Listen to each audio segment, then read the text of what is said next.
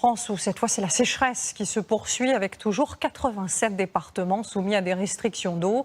Une mesure qui ne concerne pas certains agriculteurs pour la simple raison qu'ils ont trouvé un moyen, vous allez le voir, étonnant de limiter au maximum l'irrigation de leur culture. Son concepteur est parti d'un constat sans appel. Lors de l'arrosage, 80% de l'eau se perd dans les sols.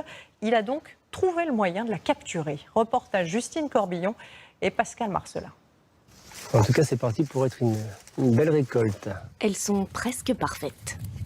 Là, on cueille une olive et vous voyez à l'intérieur, quand on perce, on voit bien le pur jus de fruits qu'il y a. Inespéré vu l'emplacement de l'oliveraie. Perdu sur les hauteurs provençales, ces 3000 arbres auraient dû mourir de soif quand Rémi les a plantés il y a 20 ans. L'endroit était un endroit très aride. On est en zone rurale, en Provence. Donc là, il n'y a plus du tout d'eau depuis un siècle.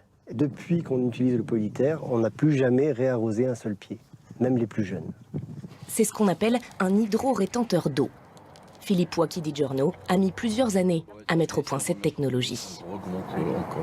C'est des granulés secs. Au contact de l'eau, on va avoir un effet d'absorption et de transformation de l'eau sous forme solide. C'est-à-dire qu'elle est bloquée et elle ne pourra être que disponible que pour la plante. Voilà comment ça marche. Lorsqu'une plante est mise en terre, on dispose le produit autour des racines. À chaque pluie, les granulés vont absorber l'eau et gonfler jusqu'à 300 fois leur volume. De l'eau solidifiée est alors à disposition de la plante pendant 5 ans avant que le produit ne se biodégrade dans la terre. Dans l'oliveraie de Rémi, voici à gauche un arbre planté sans le produit. À droite avec, il a donné 10 fois plus de fruits. De quoi s'interroger sur ce qu'il y a dedans, surtout avec cette couleur verte. Pourtant, ces granulés ne sont faits que de cellulose, d'engrais organiques et de polyacrylate de potassium. Les agriculteurs certifiés bio peuvent l'utiliser, comme Rémi, qui a fait expertiser son champ et son huile. Elle a d'ailleurs remporté la médaille d'or au concours agricole. Il la boit comme si c'était de l'eau.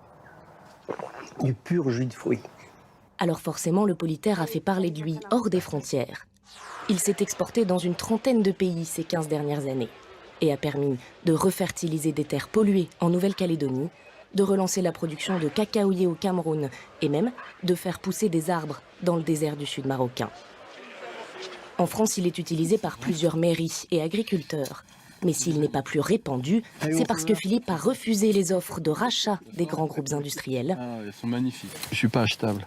Conscient que les enjeux pour l'avenir sont importants, la pénurie mondiale d'eau qu'on nous annonce et qui pousserait des millions de gens à fuir leur pays. C'est pas seulement un produit qui va aider à arroser les petites plantes, c'est gentil, tout ça. Non. Dans chaque endroit, il y a une problématique. Avec le dérèglement climatique, polyterre peut être vraiment l'antidote. Alors son antidote, il continue à le fabriquer secrètement dans un laboratoire du Gers. Et c'est avec certains gouvernements, les coopératives et associations qu'il espère enraciner sa solution.